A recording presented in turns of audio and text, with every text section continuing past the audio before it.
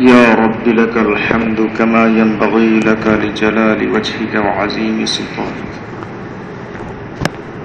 اللهم صل وسلم على محمد وعلى آله وأصحابه وبارك. أما بعد، فأعوذ بالله من الشيطان الرجيم. بسم الله الرحمن الرحيم.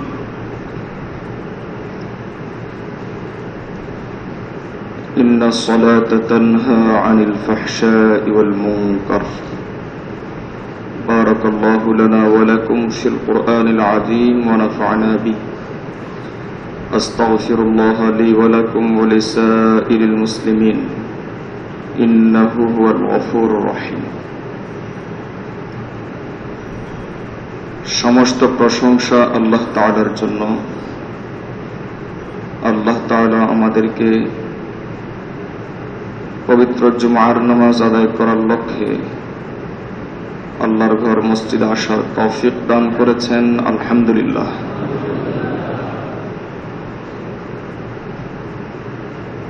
দীর্ঘ কয়েক সপ্তাহ থেকে ধারাবাহিক আলোচনা চলে আসছে, আলহামদুলিল্লাহ।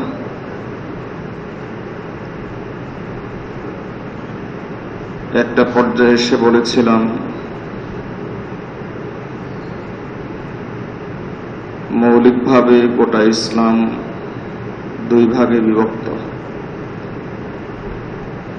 প্রথম অংশের নাম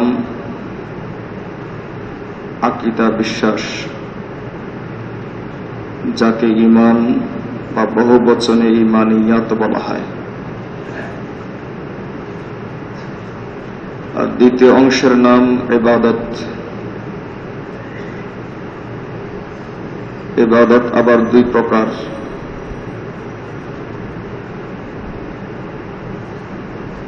এক প্রকারের ইবাদত হলো প্রচলিত ইবাদত, যেগুলোকে আমরা ইবাদত মনে করি। আরেক প্রকার ইবাদত হলো যেগুলো মৌলিকভাবে ইবাদত নয়, তবে ইসলামী তরিকা অনুযায়ী আদায় করলে ইবাদত হয়। দ্বিতীয়টা আবার তিন প্রকার।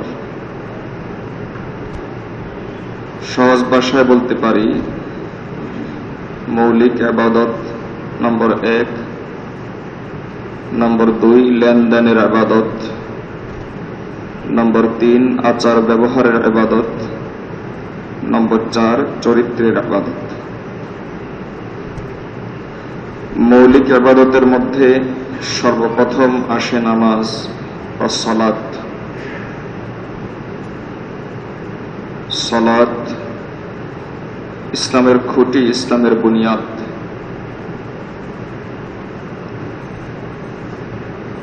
গত সপ্তাহে আলোচনা করেছিলাম, সালাতের জন্য শর্ত হলো পবিত্রতা,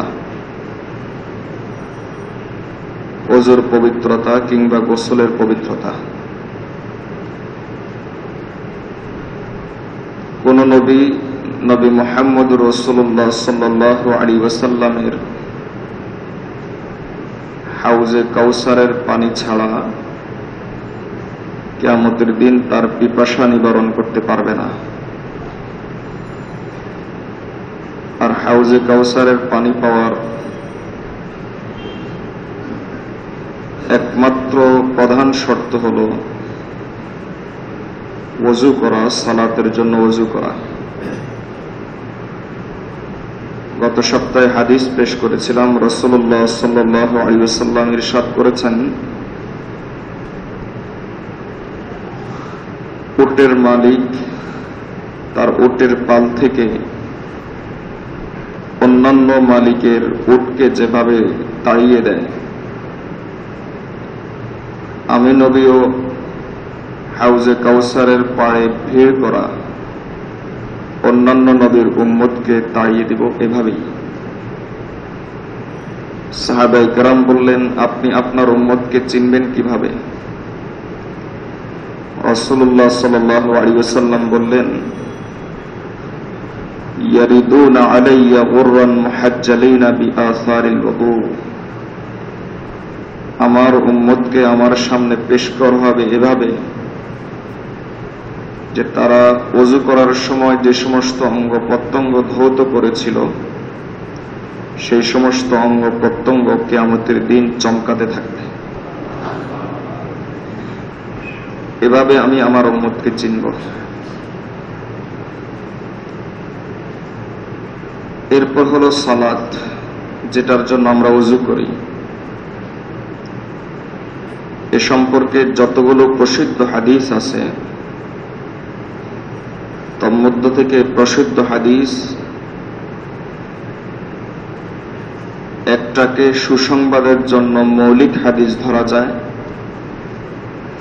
আর আরেকটাকে সালাত ত্যাগকারী, নামাজ ত্যাগকারীর জন্য ধমকি হিসাবে মৌলিক হাদিস হিসাবে ধরা যায়। সুসংবাদ হিসাবে যে হাদিসটাকে ধরা যায় সেটা হলো মৌলিক,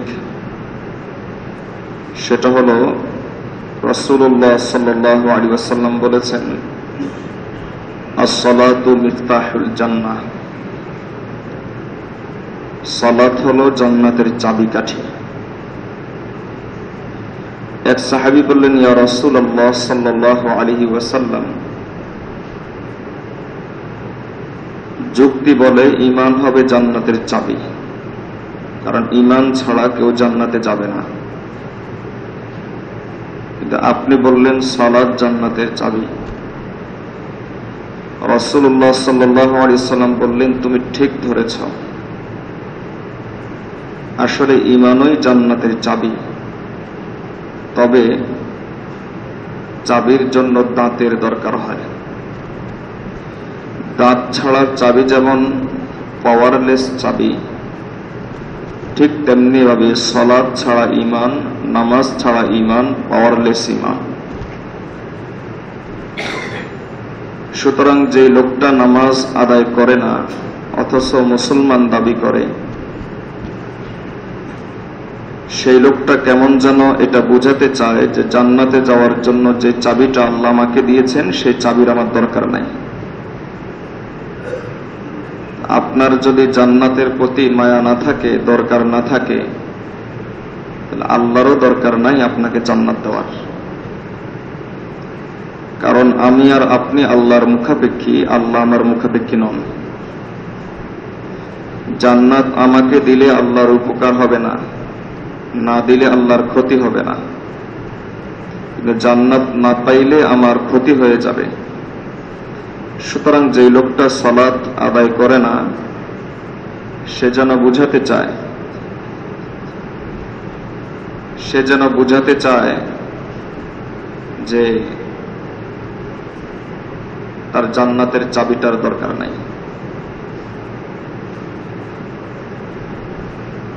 আর ধমকি হিসাবে সালাত আদায় না করলে যে সমস্ত ক্ষতি ধমকি রয়েছে হাদিসে, সেগুলোর মধ্য থেকে সর্বপ্রধান তালিকায় যে সংক্ষিপ্ত হাদিসটাকে আনা যায় সেটা হলো রাসূলুল্লাহ সাল্লাল্লাহু আলাইহি ওয়াসাল্লাম এক শব্দে বলেছেন, মান তারাকা সালাতান আমিদান আও ক্বালা মুতাআম্মিদান ফাকাদ কাফারা। যে ব্যক্তি ইচ্ছাকৃতভাবে নামাজ ছাড়বে, সালাত ছাড়বে, সালাত ত্যাগ করবে, ফাকাদ কাফারা, সে বেঈমানের কাজ করল। যে ঈমান জান্নাতে যাওয়ার জন্য প্রথম শর্ত, একজন মুসলমান সালাত আদায় না করলে রাসূলুল্লাহ সাল্লাল্লাহু আলাইহি ওয়াসাল্লাম বললেন তার ঈমান হারা হওয়ার সম্ভাবনা আছে। এই কারণেই এই বিষয়টা আলোচনা আসলে আমি ইমামদের মত উল্লেখ করে থাকি বিষয়টার গুরুত্ব বোঝানোর জন্য। তিন ইমাম বলে থাকেন, ইমাম মালিক, ইমাম শাফঈ, ইমাম আহমদ ইবনে হাম্বল রাহমাতুল্লাহ আলাইহি। তিন ইমাম বলে থাকেন ইচ্ছাকৃতভাবে যে ব্যক্তি নামাজ মোটেই পড়ে না সে ব্যক্তি বেঈমান, তার ঈমান নাই। কারণ সাহাবায়ে কেরাম রাদিয়াল্লাহু তাআলা আজমাইন বলেন, বিষয়টা দেখেন, মন থেকে অনুধাবন করেন। সাহাবায়ে কেরাম রাদিয়াল্লাহু তাআলা বলেন যে কোন আমল ছাড়ার কারণে বেঈমান হয়ে গিয়েছে, কাফের হয়ে গিয়েছে, এই ফতোয়া কোন সাহাবী দিতেন না। ইল্লা তারাকাস সালাহ, তবে কোন মুসলমান যদি নামাজ ইচ্ছাকৃত ছাড়তো, সাহাবায়ে কেরাম ফতোয়া দিয়ে দিতেন এই লোকটা বেঈমান, এই লোকটা কাফের হয়ে গেছে। এটা সাহাবায়ে কেরামের ফতোয়া। তিন ইমামের ফতোয়া এটাই। আবার কিছু কিছু সাহাবী তারা বলে থাকেন যে বেঈমান হয় না, তবে ইমানের অবস্থাও ভালো থাকে না, ইমানের ব্যাটারি ফিউজ হয়ে যায়, ইমানের পাওয়ার লেস হয়ে যায়। এই মতটা গ্রহণ করেছেন ইমাম আবু হানিফা রাহমাতুল্লাহ আলাইহি। দেখুন এবার সালাত ত্যাগকারীর শাস্তি, দুনিয়াতে কি শাস্তি, ইমামগণ কি বলেন। তিন ইমাম বলেন যেহেতু সালাত ত্যাগকারী বেঈমান, আর কোন মুসলমান বেঈমান হয়ে গেলে তার শাস্তি হলো তাকে হত্যা করা। কাজেই ইসলামী হুকুমত যদি থাকে, ইসলামী খেলাফত ব্যবস্থা যদি থাকে, তাহলে কাজীর দায়িত্ব, বিচারপতির দায়িত্ব যে তাকে গ্রেফতার করে এনে বিচার করে জনসম্মুখে তাকে হত্যা করে দিবে। সালাত ত্যাগকারী, অনুধাবন করুন কি পরিমাণ অপরাধ, কত বড় অপরাধ। ইমাম আবু হানিফা রাহমাতুল্লাহ আলাইহি বলেন যে না, হত্যা করা হবে না, তাকে প্রতিদিন 80টা বেত মারা হবে, প্রত্যেকের সামনে 80টা, বেনামাজিকে 80টা করে বেত মারা হবে। তবে সাধারণ বেত দিলে হবে না, বেত তার শরীরের বিভিন্ন জায়গায় এমন ভাবে দিতে হবে যেন ওই প্রতিটা বেতের আঘাতে রক্ত ঝরে, এভাবে তাকে বেত দিতে হবে। এরপরে প্রতিদিনে 80টা করে বেত মারা হবে, আর তাকে বলা হবে নামাজ পড়বা, তওবা করো। যদি সে তওবা করে জেল থেকে মুক্তি দিয়ে দেওয়া হবে, আর যদি তওবা না করে হাত্তা ইয়াতুবা ও ইয়ামুতা, হয় সে তওবা করবে, অন্যথায় প্রতিদিন এভাবে বেত খাবে আর এভাবে মারা যাবে। বাহ্যিক দৃষ্টিতে ইমাম আবু হানিফা রাহমাতুল্লাহ আলাইহির ফতোয়া কিছুটা নরমাল মনে হলেও আসলে গভীর দৃষ্টিতে তাকালে এটাই কঠিন। আর তিন ইমাম বলেন ডাইরেক্ট অ্যাকশন। কোন মুসলিম নাগরিক ইসলামী হুকুমত যদি থাকে সালাত ছাড়া থাকতে পারবে না, যদি থাকে তাকে গ্রেফতার করা হবে, জাজ বিচার করে রায় দিয়ে দিবে একে হত্যা করা। এই হলো সালাত ত্যাগকারীর দুনিয়ার শাস্তি। এবার বুঝুন আখিরাতের শাস্তি এর কি পরিমাণ হবে। এজন্য তিন ইমাম যে ফতোয়া দিয়ে থাকেন, আর ইমাম আবু হানিফা রাহমাতুল্লাহ আলাইহি যে ফতোয়া দিয়ে থাকেন, চার ইমামের ফতোয়ার মধ্যে বাহ্যিক দৃষ্টিতে কিছুটা ভিন্নতা থাকলো, আসলে একটু গভীরভাবে চিন্তা করলে, গভীরভাবে যদি ভাবি, তাহলে দেখা যায় আসলে চার ইমামের ফতোয়া এক। সেটা হলো আসলে বাস্তব অভিজ্ঞতার আলোকে দেখা গেছে যে আট্রসের মুরিদ বেনামাজি হয়, মাইজবান্ডারের মুরিদ বেনামাজি হয়, চন্দ্রপাড়ার মুরিদ বেনামাজি হয়, দেওয়ানবাগের মুরিদ বেনামাজি হয়, সুরেশ্বরের মুরিদ বেনামাজি হয়, রাজারবাগের মুরিদ বেনামাজি হয়, মাজারপন্থী বেনামাজি হয়। এই জাতীয় লোকগুলো আসলে ঈমান নিয়ে মরতে পারে না। বাস্তব অভিজ্ঞতার আলোকে দেখা গেছে যে আসলে এদের শেষ পরিণাম হলো এরা মাজারে পূজা করে মরে, অথবা বন্ড পীরের মুরিদ হয়ে ঈমান হারা হয়ে মরে। এজন্য মুফাসসিরিন ইকরাম বলেন যে বেনামাজি যে নামাজ মোটেই পড়ে না, সে ঈমান নিয়ে মরতে পারে না। এখানে বসে কথাগুলো শুধু কানের মধ্যে ঢুকালাম এমন যেন না হয়। যাররা পরিমাণ, বিন্দু পরিমাণ যদি ঈমান থাকে, তাহলে চিন্তা করুন তিন ইমামের ফতোয়া বেনামাজিকে রাষ্ট্র কর্তৃক গ্রেপ্তার করবে, এরপর হুকুমত রাষ্ট্র তাকে হত্যা করে দেবে। আর এক ইমামের ফতোয়া হলো প্রতিদিন 80টি বেত মারা হবে। শুধু বেত দিলে হবে না, এমন ভাবে দিতে হবে যেন তার শরীর থেকে রক্ত ঝরে। হাত্তা ইয়াতুবা ও ইয়ামুতা, হয় সে তওবা করবে আর না হয় মারা যাবে। তাহলে এটা কি বোঝেন? এতক্ষণে আলোচনা, এটা কি অপরাধ? অনেক বড় অপরাধ, অনেক বড় অপরাধ। শিরকের পরেই সবচাইতে বড় অপরাধ হলো কোন মুসলমান ইচ্ছাকৃতভাবে সালাত ত্যাগ করা। কুফরের পরে বড় অপরাধ হলো ইচ্ছাকৃতভাবে কোন মুসলমান সালাত ত্যাগ করা। এমনিতেই হাদিস শরীফে রাসূলুল্লাহ সাল্লাল্লাহু আলাইহি ওয়াসাল্লাম অনেক আমলের অনেক ফজিলতের কথা বলেছেন। যেমন সহিহ হাদিসে এসেছে, বনি ইসরাইলের এক নারী একটা পিপাসার্ত কুকুরকে পানি পান করানোর কারণে আল্লাহ তাআলা এর উসিলায় তাকে জান্নাত দিয়ে দিয়েছেন। সহিহ হাদিস। রাসূলুল্লাহ সাল্লাল্লাহু আলাইহি ওয়াসাল্লামের এরকম অসংখ্য অগণিত হাদিস আছে যে সামান্য আমলের বিনিময়ে অনেক সময় জান্নাত। সহিহ হাদিসে এসেছে, রাসূলুল্লাহ সাল্লাল্লাহু আলাইহি ওয়াসাল্লাম বলেন, যে ব্যক্তি আয়াতুল কুরসি 5 বেলা 5 ওয়াক্ত নামাজের পরে পড়বে, তেলাওয়াত করবে, তার মাঝে আর জান্নাতের মাঝে প্রতিবন্ধক হলো মৃত্যু। সহিহ হাদিসে এসেছে, রাসূলুল্লাহ সাল্লাল্লাহু আলাইহি ওয়াসাল্লাম বলেছেন, যে ব্যক্তি সুবহানাল্লাহ বলবে, আল্লাহ তাআলা তাকে জান্নাতে খেজুরের গাছ তৈরি করে দিবেন। আলহামদুলিল্লাহ বললে সমস্ত দোয়ার মূল, সমস্ত দোয়া এখানে আদায় হয়ে যায়। লা হাওলা ওয়ালা কুওয়াতা ইল্লা বিল্লাহ বললে ঈমান মজবুত হয়, জান্নাতে গাছ হয়। আলেম পড়লে জান্নাতে বাড়ি হয়। আর সুবহানাল্লাহি বিহামদিহি সুবহানাল্লাহিল আযীম অত্যন্ত সহজ উচ্চারণে, মিজানের পাল্লাতে এটা অনেক বেশি ভারী, আল্লাহর কাছে অনেক বেশি প্রিয়।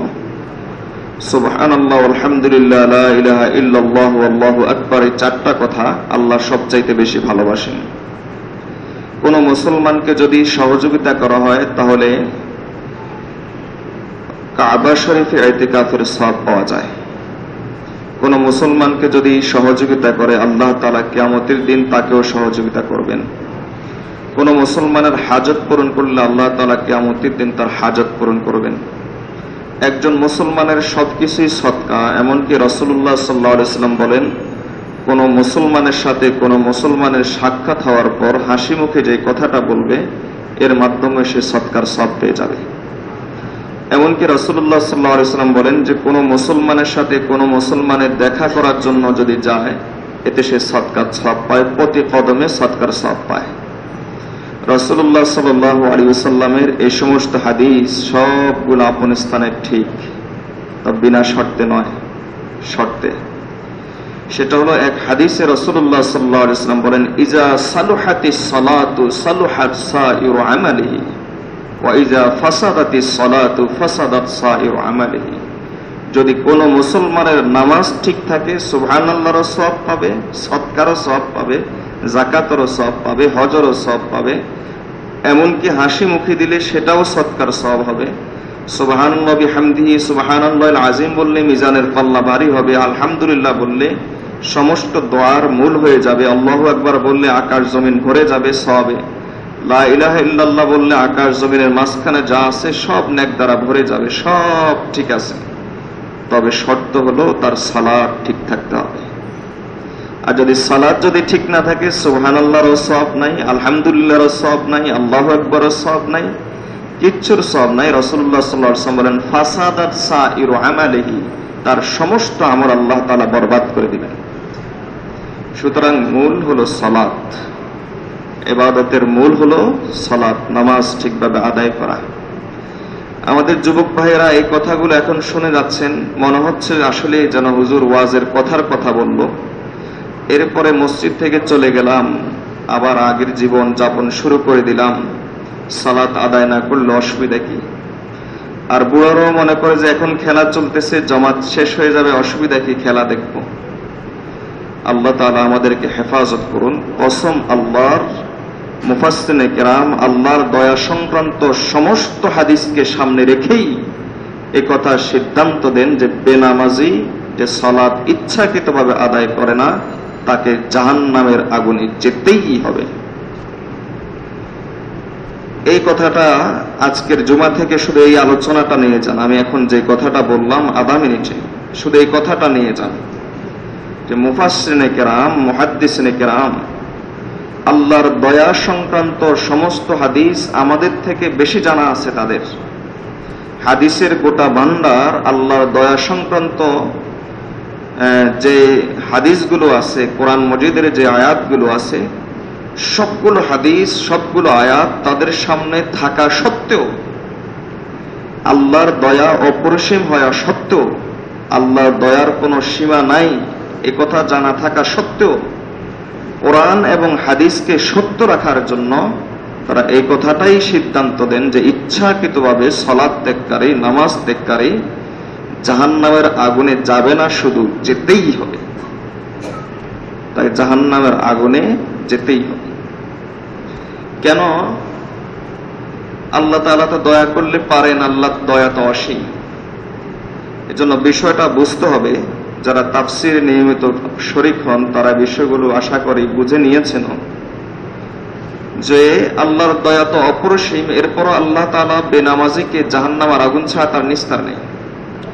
প্রথম কথা হলো যে নামাজ ইচ্ছাকৃতভাবে ছাড়ে 100%, শুধু 1-2% না, 100% আশঙ্কা আছে বেঈমান হওয়ার। যারা নামাজ ইচ্ছাকৃত ত্যাগ করে তাদের ব্যাপারে বেঈমান হওয়ার 1-2% সম্ভাবনা, অথবা 1% বাকি রাখলাম, 99% আশঙ্কা। বিষয়টা এমন নয়।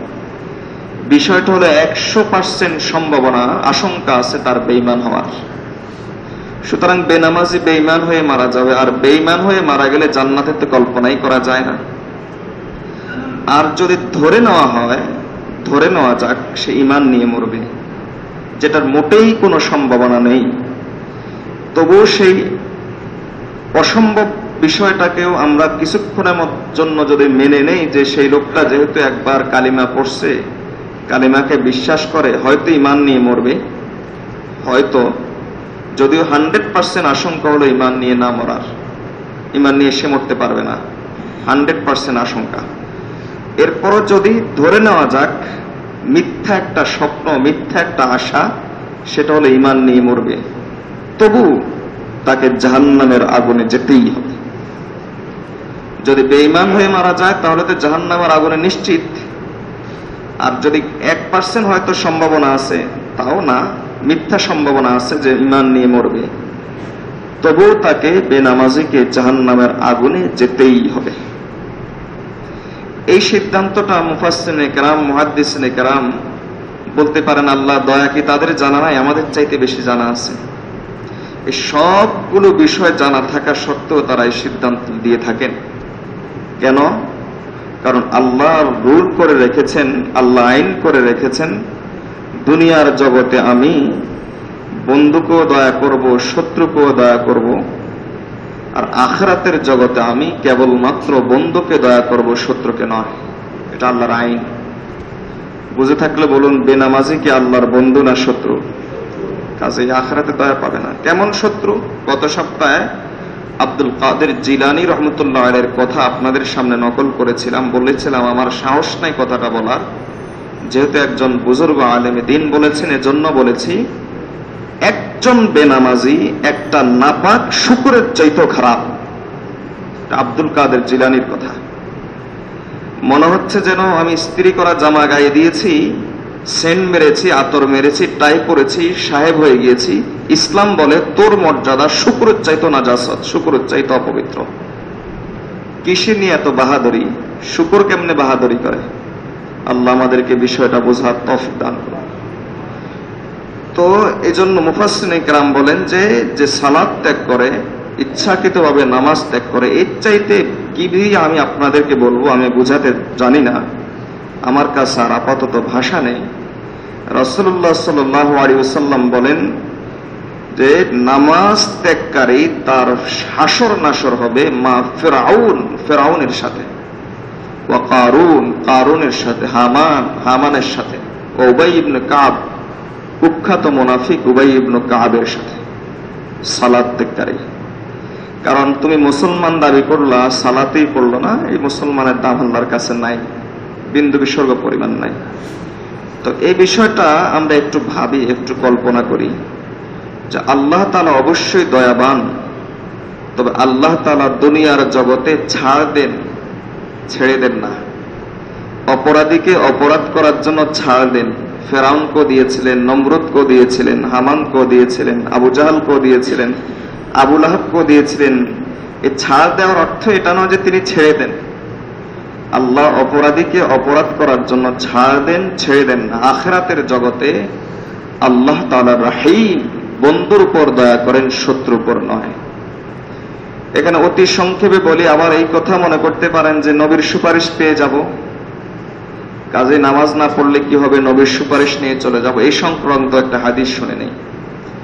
রাসূলুল্লাহ সাল্লাল্লাহু আলাইহি ওয়াসাল্লামের এক সাহাবী বললেন, ইয়া রাসূলুল্লাহ সাল্লাল্লাহু আলাইহি ওয়াসাল্লাম, আপনি কি শাফিউল মুজনিবিন, গুনাহগার উম্মতকে সুপারিশ করবেন, বিষয়টা কি সঠিক? রাসূলুল্লাহ সাল্লাল্লাহু আলাইহি ওয়াসাল্লাম বলেন, হ্যাঁ, অবশ্যই আমি আমার গুনাহগার উম্মতের জন্য সুপারিশ করব, এতে কোনো সন্দেহ নেই। তখন সাহাবী বলেন, ইয়া রাসূলুল্লাহ সাল্লাল্লাহু আলাইহি ওয়াসাল্লাম, আপনার উম্মতের মধ্যে কিছু লোককে আপনি দেখেছেন আর অধিকাংশকে আপনি দেখেননি। আবু বকর, ওসমান, আলী তাদেরকে দেখেছেন, বাকি ওনাদেরকে দেখেননি। সুতরাং যাদেরকে দেখেছেন তাদেরকে তো সহজেই চিনবেন, যাদেরকে দেখেন নাই তাদেরকে চিনবেন কিভাবে? রাসূলুল্লাহ সাল্লাল্লাহু আলাইহি ওয়াসাল্লাম বলেন, আমি তাদেরকে চিনব, ধরে নাও যদি একটা মাঠের ভিতরে অসংখ্য অগণিত এক কালারের ঘোড়া থাকে, সে ঘোড়াগুলোর মধ্যে থেকে যদি কিছু ঘোড়ার কপালে, পায়ের বিভিন্ন জায়গাতে সাদা সাদা দাগ থাকে, চক্র থাকে, তাহলে সেগুলোকে চেনা সহজ না কঠিন? সাহাবী বললেন, সহজ। যদিও সবগুলো এক কালারের, কিন্তু এদের আলাদা বৈশিষ্ট্য হলো সাদা দাগ আছে। রাসূলুল্লাহ সাল্লাল্লাহু আলাইহি ওয়াসাল্লাম বলেন, ঠিক তেমনি ভাবে কিয়ামত থেকে, আর দুনিয়ার পৃথিবীর সৃষ্টি থেকে শুরু করে কিয়ামত পর্যন্ত সমস্ত মানুষের মধ্য থেকে আমি আমার উম্মতকে বাছাই করে নেব বিআসারিস সুজুদ, সেজদার নিদর্শন দেখে, কপালে সেজদার দাগ দেখে। তাহলে আমি নবী আমার উম্মতের জন্য সুপারিশ করব তখনই যখন আমি তাকে চিনব। চেনার পদ্ধতি হলো কপালে সেজদার দাগ। আরেক সাহাবী বলেন, ইয়া রাসূলুল্লাহ সাল্লাল্লাহু আলাইহি ওয়াসাল্লাম, অনেকের চামড়া শক্ত, যতই সেজদা করে কপালে দাগ বসে না। রাসূল সাল্লাল্লাহু আলাইহি ওয়াসাল্লাম বলেন, তুমি দাগ বুঝেছো, দাগ দেওয়ার পদ্ধতি বুঝো নাই। আসল বিষয় হলো, যে ব্যক্তি নিয়মিত সালাত আদায় করবে, কিয়ামতের দিন আল্লাহ তাআলা তার কপালে এক প্রকার নূরের নিদর্শন সৃষ্টি করে দেবে। সুতরাং নবীর সুপারিশ পাওয়ার জন্য সালাত জরুরি। আমি আছি গুনাহগার, নবী আছেন সুপারিশগার, নামাজ আদায় না করো, এই মিথ্যা আশা ছেড়ে দেন। শুয়ের পিছনে যেমন উট ঢোকা সম্ভব নয়, ঠিক তেমনি ভাবে বেনামাজি সাথে সাথে জান্নাতে যাওয়া সম্ভব নয়। শুয়ের পিছনে যেমন উট ঢোকা এটা অসম্ভব, ঠিক তেমনি ভাবে বেনামাজি আল্লাহর কিয়ামতের ময়দানে আল্লাহর দয়া পাওয়াটা অসম্ভব। শুয়ের পেছনে উট ঢোকা যেমন অসম্ভব, ঠিক তেমনি ভাবে বেনামাজি আল্লাহর নবীর সুপারিশ পাওয়াটাও অসম্ভব। এই বিষয়টা এখান থেকে নিয়ে নেন আজকে। আল্লাহ তাআলা আমাদেরকে বিষয়টা বোঝার তৌফিক দান করুন। 1 মিনিট আর ছোট্ট একটা কথা, যে আমরা অনেকেই মুরব্বী আছি যারা নামাজ পড়ি, কিন্তু ছেলে মেয়েদেরকে নামাজ পড়তে বলি না। তাহলে আপনি নামাজ পড়েন কেন? আপনার জান্নাত দরকার আছে, জাহান্নাম থেকে মুক্তির দরকার আছে, তাদের কি দরকার নাই? বিবি বাচ্চার কি দরকার নাই? আমি তো বলি 500 টাকার জিনিস নষ্ট করলে থাপ্পড় মারেন, আর 1 ওয়াক্ত নামাজ ছেড়ে দিলে রাসূলুল্লাহ সাল্লাল্লাহু আলাইহি ওয়াসাল্লাম বলেন গোটা দুনিয়ার সমস্ত সম্পদ হারাইলেও এত ক্ষতি না। তাহলে সেই ক্ষতিটা আপনার ছেলে মেয়ে, আপনার বিবি বাচ্চা আপনার সামনে করতেছে তাদের নিজের, আর আপনি চুপ করে বসে আছেন। এত টোক্কা বিশ্বাস নিয়ে নামাজ পড়বেন, আল্লাহ সেটা কবুল করবেন না। আপনার এই বিশ্বাস থাকতে হবে যে জাহান্নাম থেকে মুক্তি যেমন আমার দরকার, যে ছেলে মেয়ের 60 বছর 70 বছরের জীবন সুখের ভিতরে কাটানোর জন্য আমি আমার গোটা জীবনকে কোরবান করে দেই, যে ছেলে মেয়ের সামান্য সুখের মধ্য থেকে হয়তো 5-10 বছরের সুখ আমি দেখি, তোর মধ্য থেকে আবার শেষ বসে সেই ছেলে মেয়ে আমাকে লাথি মারে, কখনো বারান্দায় ফেলে, কখনো সেখানে ফেলে। এদের সুখের জন্য আপনার এত কিছু, এদের আখিরাতের সুখের জন্য আপনি কি ভাবলেন? এই চিন্তাটা এখান থেকে নিয়ে যান। আল্লাহ তাআলা আমাদেরকে বিষয়টা বোঝার তৌফিক দান করুন। ওয়া মা আলাইনা ইল্লাল বালাগ। যারা সুন্নাত পড়েন সুন্নাত পড়েন।